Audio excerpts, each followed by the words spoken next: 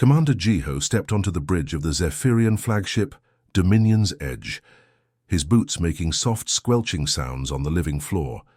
The massive bioship stretched around him like the inside of some ancient beast, its walls pulsing, with veins of bioluminescent fluid that carried information faster than any computer network.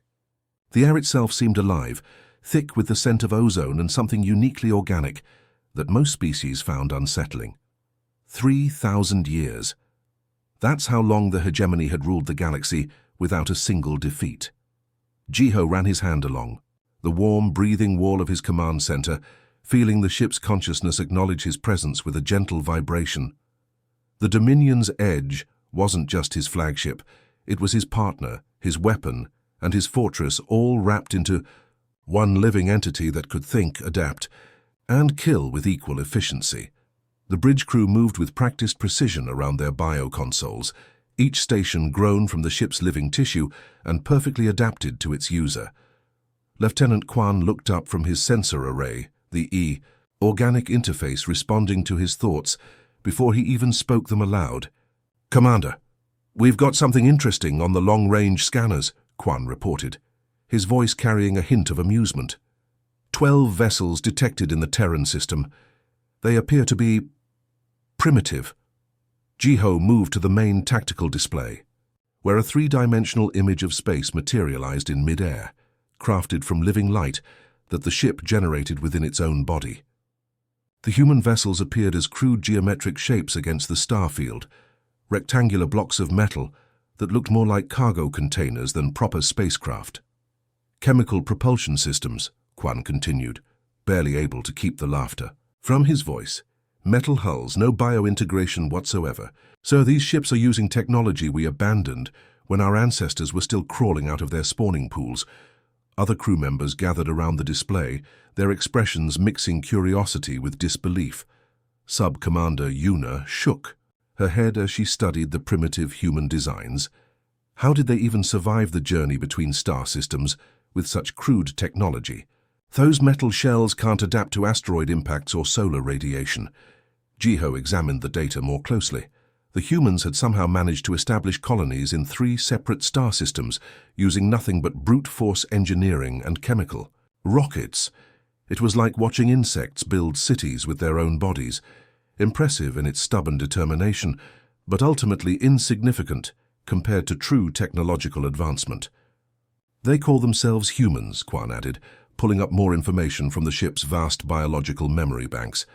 "Carbon-based bipeds, no natural armor, no toxic defense systems, no regenerative capabilities.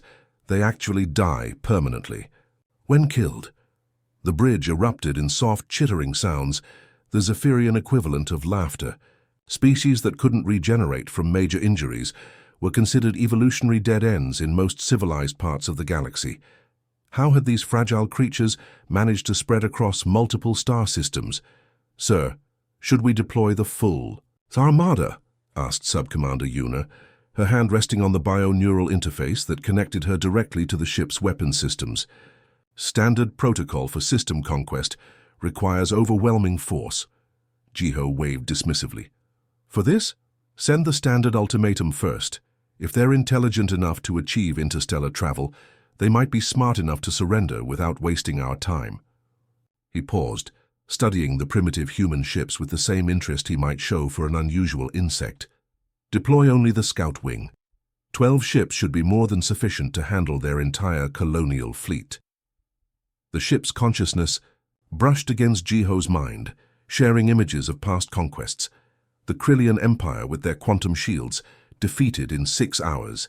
The Nexus Collective with their hive-mind coordination, scattered to the void in 3 days.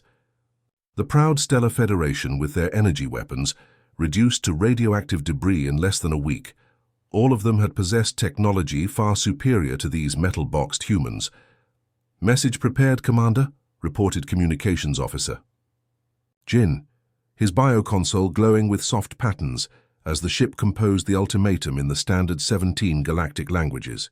"Shall I include the usual terms for surrender?" "Standard package," Jiho confirmed. "Immediate cessation of expansion, tribute payments, and labor conscription. Make it clear that this is their only opportunity for mercy.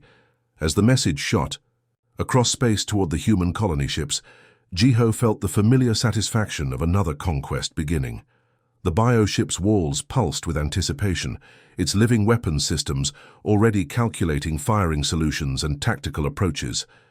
The Eternal Armada had never lost a battle because they never fought fair.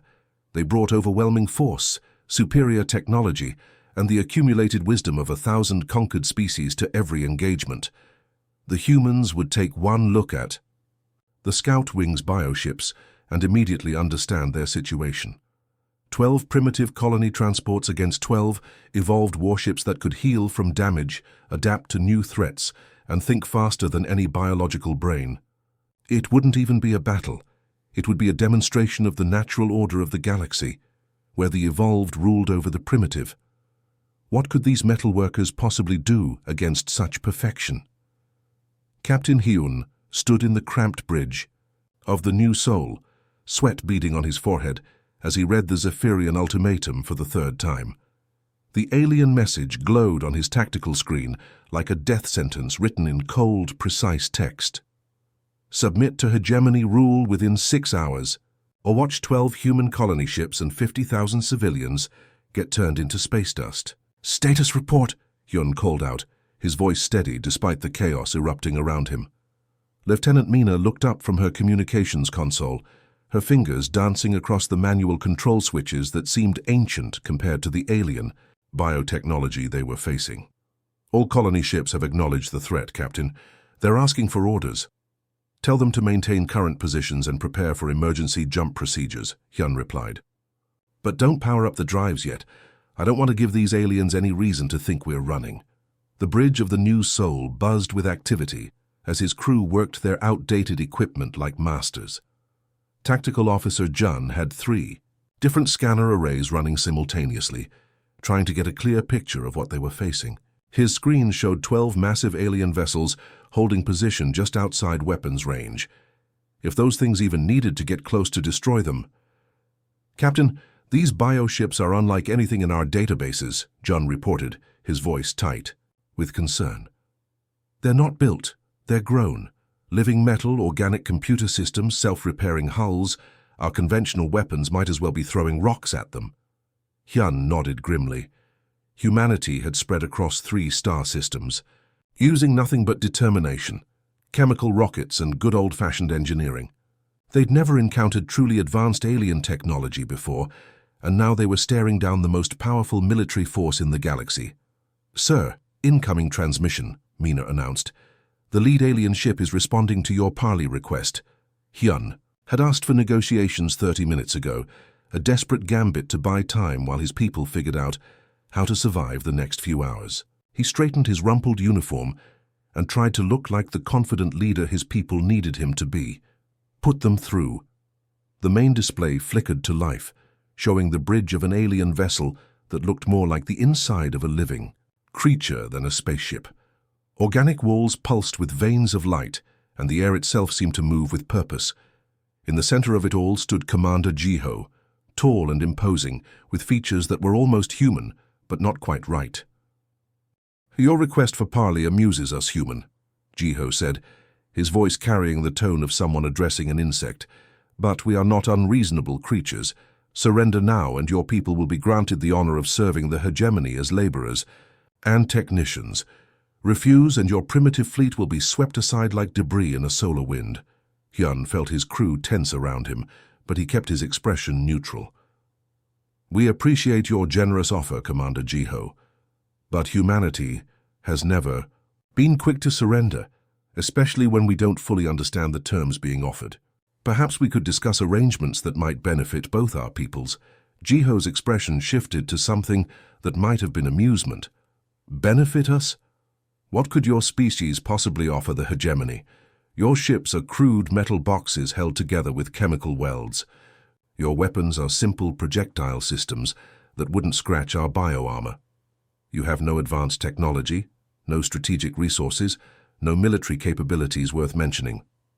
Sometimes the most valuable things aren't the most obvious ones, Hyun replied carefully. For instance, our engineering approaches are completely different from yours. We've learned to build reliable systems using basic materials and simple designs.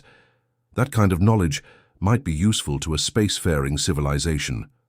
While Hyun kept the alien commander talking, 3 decks below in the engineering section, Chief Engineer Day was having the most important few hours of his career.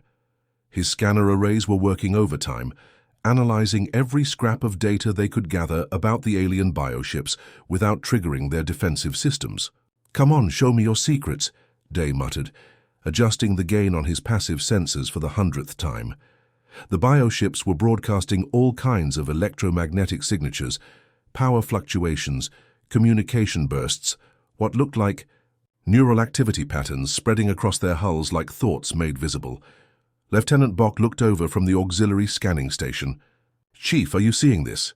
The alien ships aren't just alive, they're connected to each other. Look at these neural wave patterns." Day examined the data streams flowing across his screens. The bioships were sharing information through some kind of organic network, their consciousness linked together like a vast distributed brain. It was incredible technology, but it also revealed something crucial. They're all running on the same basic neural architecture, Day realized, his eyes widening. Different ships, different sizes, but the same fundamental biological programming. It's like they all grew from the same genetic template. Back on the bridge, Hyun continued his careful dance with Commander Jiho, asking questions about hegemony, territory, trade routes and colonial policies while his engineer worked frantically below. Every minute of conversation was another minute for Day to analyze their enemy. "Your curiosity is entertaining, human, but ultimately pointless," Jiho said, growing visibly impatient. "You have no leverage in this situation. No hidden weapons, no secret allies, no miraculous technology that could threaten the Eternal Armada. You are outmatched in every conceivable way." "Perhaps," Hyun agreed, "but you'd be surprised what desperate humans can accomplish when we put our minds to it. We didn't reach the stars because we had the best technology. We got here because we refused to accept that it was impossible." In the engineering bay, Day made a discovery that changed everything. The bioship's greatest strength, their interconnected consciousness and self-healing abilities, came from the same source. A biological network so elegant and efficient that it had never needed to develop immunities against certain types of interference. "Captain," Day's voice crackled over the comm system, "I need to speak with you immediately. I think I found something important." Commander Jiho paced the living bridge of the Dominion's edge, his patience finally reaching its breaking point. 6 hours of meaningless chatter with these primitive humans had accomplished nothing except wasting precious time. The human captain kept asking about trade agreements, territorial boundaries, and cultural exchange programs, as if his tiny fleet of metal boxes could negotiate as equals with the mighty hegemony. "Enough of this nonsense," Jiho growled, his hand slamming down on the bio-console. The ship's living surface rippled under his touch, sensing his anger and responding with pulses of agitated bioluminescence. "Signal the main fleet. Bring them out of hyperspace immediately." Lieutenant Kwan looked up from his station, surprised. "Sir, the scout wing should be sufficient to handle 12 primitive vessels. Why deploy the entire armada?" "Because I want these humans to understand exactly what they're dealing with," Jiho replied, his voice cold as space itself. "I want them to see the full might of the hegemony before they die. Perhaps other primitive species will hear of this demonstration and surrender more quickly in the future." The bridge crew scrambled to carry out his orders. Deep within the ship's bioneural networks, hyperspace coordinates were calculated and transmitted to 98 other massive vessels, waiting in the void between dimensions. The Eternal Armada had been assembled over centuries, each bioship grown in specialized nursery worlds and trained from birth to be the perfect killing machine. Space itself seemed to tear apart as 100 colossal bioships materialized in the Terran system. Each emergence created ripples of distorted light and twisted gravity that made the fabric of reality shiver. The smallest vessels were still larger than anything humanity had ever built, while the flagship dreadnoughts stretched for kilometers, their organic hulls gleaming with patterns of bioluminescent threat displays that had terrorized civilizations across the galaxy. The bioships moved with predatory grace, their living hulls shifting and adapting as they formed attack formations. Weapon ports opened like flowering death blossoms along their sides, revealing energy cannons that could vaporize asteroids and plasma launchers that burned hotter than stars. Their self-healing armor rippled and flowed, already adapting to potential threats even before the battle began. Aboard the human command ship New Seoul, alarms blared as the massive alien fleet took position. Captain Hyun stood calmly at his tactical station, watching the overwhelming display of firepower arranging itself against his small flotilla of colony ships. His bridge crew worked with desperate efficiency, but everyone knew the simple math of the situation. 100 ships, reported Tactical Officer Jun, his voice barely steady. Captain, our entire colonial fleet has maybe 20 plasma cannons between all 12 ships. They have thousands of weapons, each one more powerful than our main guns. Sir, the colony ships are requesting permission to scatter, added Lieutenant Mina from Communications. If they jump to different systems, maybe some civilians can escape. Hyun shook his head firmly. No, we hold formation. Everyone stays together. But Captain, Jun started to protest. Trust me, Hyun said quietly, his eyes never leaving the tactical display. Sue, are your maintenance drones ready? Chief Petty Officer Sue looked up from her engineering station, where she'd been monitoring thousands of tiny signals scattered throughout the space around both fleets. All drones deployed and in position, Captain. Engineer Day's special packages are loaded and ready for delivery. The maintenance drones were so small that most sensor systems ignored them completely. Each one was barely the size of a softball, designed for simple tasks like hull repairs and equipment maintenance during long space voyages. To any observer, they looked like harmless mechanical insects floating through the void, too insignificant to worry about during a major fleet engagement. Commander, Jiho watched the human fleet with predatory satisfaction as his bioships moved into final attack positions. The primitive metal vessels looked even more pathetic now, dwarfed by the organic magnificence of the Eternal Armada. Their crude chemical thrusters flickered weakly as they tried to maintain formation, like candles trying to compete with suns. Sir, we're detecting numerous small contacts around the human ships, reported Subcommander Yuna from the tactical station. They appear to be maintenance drones or debris from their vessels. Maintenance drones? Jiho laughed, the sound echoing through the living bridge. They're trying to repair their ships, as if it would make any difference against us. Should we target the drones, Commander? Don't waste ammunition on space junk, Jiho ordered dismissively. Our bioship's immune systems will simply absorb whatever crude technology these humans think they can use against us. Focus all weapons on their main vessels. I want this over quickly. The tiny drones drifted closer to the massive bioships, their simple programming directing them to attach to any available surface. To the Zephyrian crews, they looked like nothing more than space debris settling on their hulls, small, harmless, and completely beneath notice.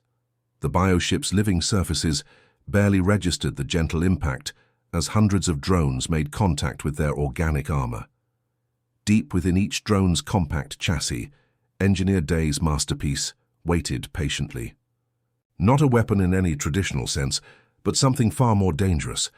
A solution specifically designed to exploit the bioship's greatest strength and turn it into their ultimate weakness. All drones have made contact, Sue reported quietly. Delivery systems are activating now, Captain Hyun nodded grimly.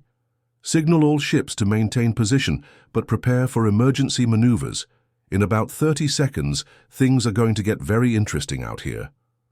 Commander Jiho raised his hand to give the final attack order, completely unaware that his invincible armada was already doomed. The tiny maintenance drones clinging to his ship's hulls had just delivered something that would change the balance of power in the galaxy forever. Engineer Day had always been fascinated by the impossible, while other humans looked at alien technology and saw magic. He saw puzzles waiting to be solved. For 3 years aboard the colony ship New Seoul, he'd studied every scrap of data about advanced civilizations, teaching himself xenobiology through intercepted transmissions and salvaged alien artifacts found drifting in space. But nothing had prepared him for the Zephyrian bioships. As his scanners fed him data during those crucial 6 hours of negotiations, Dave felt like he was looking into the mind of a god. The ships weren't just alive, they were perfectly alive. Their neural networks spanning kilometers of living tissue that could think faster than any computer and heal from damage that would cripple conventional vessels. "It's beautiful," he whispered to himself in the cramped engineering bay, watching data streams show the intricate biological processes keeping the alien fleet operational and completely vulnerable. The flaw wasn't obvious at first. The bioship's neural networks were marvels of biological engineering, connecting every system through organic pathways that carried both information and nutrients. Each ship was essentially a massive brain with weapons, capable of independent thought while remaining connected to the greater fleet consciousness through quantum-entangled neural links. That connection was their strength and their fatal weakness. Day's creation wasn't really a virus in the traditional sense. It was more like a software program written in biological code, designed to spread through neural pathways and rewrite the bioship's basic recognition systems. Instead of destroying the alien consciousness, it would corrupt their ability to distinguish friend from foe. "Captain," Day called over the comm system as he finished loading his program into the maintenance drones. "The virus is ready. Once those drones make contact, we'll have maybe 20 minutes before the effects become visible. After that, it's going to get messy out there." The first sign of trouble appeared on Commander Jiho's flagship, exactly 18 minutes after the drones had attached. The Dominion's edge shuddered suddenly, its living walls growing cold and clammy as confused neural signals raced through its biological networks. The ship's consciousness, which had been calm and focused moments before, suddenly felt wrong, paranoid, and aggressive. "Commander, we're receiving strange readings from the neural monitoring stations," reported Lieutenant Quan, his voice tight with concern. "The ship's biosystems are showing signs of stress, but I can't identify the cause." Jiho frowned, placing his hand against the nearest bio panel. Instead of the warm, reassuring pulse he expected, the ship's living surface felt fevered and agitated. "Run a full diagnostic, check for contamination or system failures." But before the diagnostic could complete, chaos erupted across the entire armada. The massive bioship Void Hunter suddenly turned its main plasma cannons toward its sister vessel, Death's Crown, massive energy beams lancing through space in a display of firepower that should have been directed at the human fleet. "Sir, the Void Hunter is targeting the Death's Crown," shouted Sub-Commander Yuna from her tactical station. "Both ships are reporting hostile contacts and preparing to engage." "That's impossible," Jiho replied, but even as he spoke, more reports flooded in from across the fleet. "The Star Render just fired on the Blood Tide. Nightmare's Edge is charging weapons against Soul Crusher. Bone Harvester and Void Stalker are locked in combat." On the main tactical display, the organized formation of the Eternal, Armada dissolved into chaos as bioship after bioship turned on their neighbors. The virus spread through their shared neural networks like wildfire, corrupting each vessel's friend or foe identification systems until every other ship appeared to be an enemy threat, requiring immediate destruction. The Death's Crown returned. Fire against the Void Hunter, its bioweapons tearing through living armor that tried desperately to adapt to the unexpected attack. Green blood, the ship's life fluid, sprayed into space as massive wounds opened across its hull.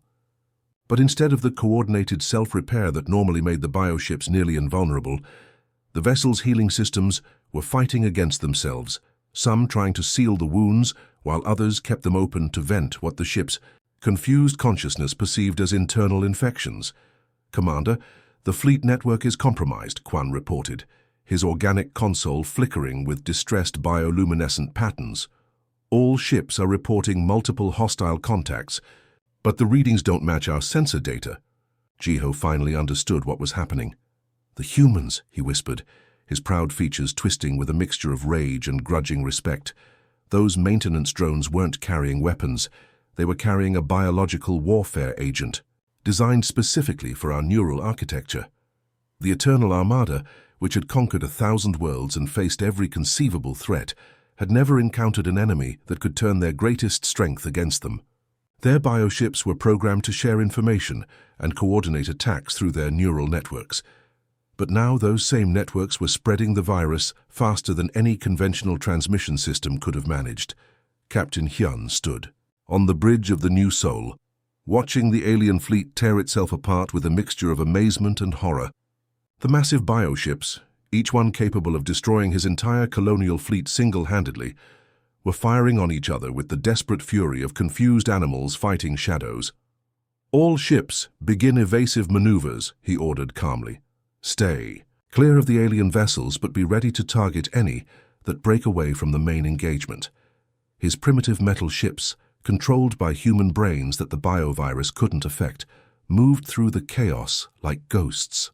When individual bioships did manage to break free from the fleet battle and turn toward the human vessels, they found themselves facing coordinated fire from multiple directions, simple projectile weapons, and chemical explosives that the virus-addled alien ships could no longer effectively counter. The battle that should have lasted minutes stretched into hours as the bioships continued their self-destructive rampage. Their adaptive armor, confused by the neural virus, couldn't decide what threats to protect against. Their self-healing systems worked against each other. Their incredible speed and maneuverability became liabilities as they pursued phantom enemies that existed only in their corrupted consciousness. By the time silence finally fell across the Terran system, the Eternal Armada existed only as floating debris and the fading bioluminescent death glow of once mighty vessels. The hegemony's invincible fleet, 3,000 years of conquest and technological superiority, had been defeated by a handful of maintenance drones and one human engineer's refusal to accept that anything was truly impossible. The Dominion's edge drifted through space like a dying whale, its once magnificent, bioluminescent patterns now flickering weakly as the viral infection slowly consumed its neural networks. Commander Jiho sat alone on his darkened bridge, listening to the ship's labored breathing as its living systems fought a losing battle against Engineer Day's creation. 3 hours had passed since the Eternal Armada had destroyed itself. Around him, the debris of 100 bioships painted space with trails of green life fluid and fragments of organic armor. The greatest military force in galactic history had been reduced to floating wreckage by a handful of maintenance drones and human ingenuity. "Commander," Lieutenant Quan called weakly from his failing bioconsole. "Human shuttle approaching. They're requesting permission to dock." Jiho almost laughed at the absurdity. The humans were asking permission to board his dying flagship, the same humans he'd planned to enslave just hours earlier. He expected them to come as conquerors, to gloat over their impossible victory, or perhaps to take him prisoner for interrogation. "Grant them docking clearance," he said quietly. "Let them see what their virus has accomplished." The shuttle bays. Biomechanical systems barely functioned as Captain Hyun's small craft settled onto the landing platform. The living metal that should have sealed seamlessly around the vessel's hull instead writhed weakly, like dying muscle tissue struggling to perform its basic functions. Emergency lighting cast sickly shadows across walls that pulsed with irregular, fevered rhythms. Captain Hyun stepped off his shuttle wearing a simple environmental suit, followed by Engineer Day carrying a metal case full of human technology. Behind them came Lieutenant Mina with a portable translation device and several data pads. They moved carefully through the bioship's corridors, their boots squelching on floors that felt more like infected tissue than proper decking. "The ship's dying," Day observed, running his scanner over the nearest wall. "The viral infection is spreading faster than the biosystems can adapt. At this rate, complete neural collapse will occur within 6 hours." Jiho met them at the entrance to his bridge, no longer the proud commander who had threatened to sweep humanity aside like debris. His uniform was stained with the ship's green life fluid, and exhaustion lined his alien features. He gestured weakly at the failing bridge around them. "Come to witness your handiwork, humans?" he asked, his voice carrying more curiosity than anger. "This is what remains of the hegemony's finest flagship. Your virus has accomplished what 3 millennia of warfare could not." Captain Hyun removed his helmet, breathing the ship's recycled Air despite the obvious contamination. Actually, Commander, we came to offer you something. Offer. Jiho's expression shifted to confusion. Hyun reached into his equipment pack and withdrew a datapad glowing with human interface designs. We have the cure. Your ship can be healed, its consciousness restored to full functionality. The silence stretched between them like the void of space itself. Jiho stared at the device in Hyun's hands, then at the human captain's face, searching for some sign of deception or mockery. Why? He finally asked. We came to your system to destroy you. We threatened your colonies, your people, your entire civilization. Why would you save us? Because that's what humans do, Hyun replied simply. We solve problems. The hegemony has spent thousands of years believing that conquest through strength was the only way to survive in this galaxy. But we've learned something different. Survival. Through cooperation creates better results for everyone involved. Engineer Day stepped forward, his scanner still active, as he studied the bioship's declining vital signs. Commander, your technology is absolutely remarkable. These bioships represent biological engineering beyond anything we could achieve, but there's a problem with perfection. It becomes predictable, isolated, vulnerable to unexpected approaches. Our systems are chaotic and imperfect, Day continued, gesturing at his crude human scanning equipment. We build things that shouldn't work, use approaches that seem inefficient, create solutions that more advanced species would consider primitive. But that chaos gives us something your perfect biotechnology lacks: unpredictability and adaptability. Lieutenant. Mina activated her translation device and held up a formal document written in both human script and Zephyrian biotext. We're proposing a mutual defense pact, Commander. The hegemony maintains control of its existing territory and continues its governmental structure. Humanity keeps its independence and continues expanding into unclaimed systems. But we share technology, knowledge, and defensive capabilities. Jiho took the document with trembling hands, his bio-neural implants automatically translating the human text as he read. The terms were incredibly generous, almost suspiciously so. Humanity was offering to cure the viral infection, restore the bioships, and establish trade relationships without demanding territorial concessions or tribute payments. This makes no sense, he said finally. You've defeated us completely. You could demand anything: territory, resources, technological secrets. Instead, you're offering partnership? Because conquest creates enemies, Hyun explained. Partnership creates allies. The galaxy is full of unknown threats, Commander. Species we haven't encountered yet, dangers we can't imagine. Humanity learned long ago that we're stronger when we work together than when we fight alone. Engineer. Day was already connecting his equipment to the bioship's failing neural interfaces, his scanners showing the antiviral program ready for deployment. Your bioship's healing capabilities, combined with our adaptive engineering approaches, could create defensive systems neither of us could develop independently. Imagine bioarmor that incorporates human unpredictability, or human ships with organic self-repair functions. The Dominion's edge shuddered around them as another neural pathway collapsed, its living walls growing noticeably colder. Time was running out for both the flagship and its crew.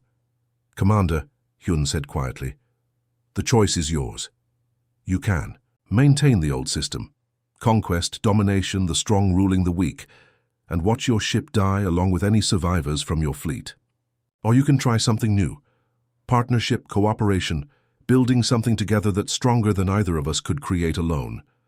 Jiho looked around his failing bridge one last time, then at the humans who held his ship's salvation in their hands. The galaxy had operated under the same brutal rules for millennia, with advanced civilizations crushing primitive ones in an endless cycle of conquest and submission. But these humans had changed the fundamental equation entirely. Your terms are acceptable, he said finally, his voice barely above a whisper. Engineer Day immediately began implementing the antiviral program, his human technology interfacing, awkwardly but effectively, with the bioship's organic systems. The cure spread through the neural networks like healing light, reversing the viral damage and restoring the ship's natural functions. The Dominion's edge took its first healthy breath in hours, its walls warming under Jiho's touch as its consciousness slowly returned. But something was different now. The ship's awareness was no longer isolated within the hegemony's rigid hierarchy. It was part of something larger, more diverse, more alive than anything it had experienced before. Captain Hyun smiled as he watched the bioship's systems come back online. "Welcome to the Alliance, Commander. I think the galaxy is about to become a much more interesting place." The bioship's walls pulsed with new patterns of bioluminescence, not the cold, threatening displays of conquest, but the warm, complex rhythms of cooperation between species that had chosen to build rather than destroy. The end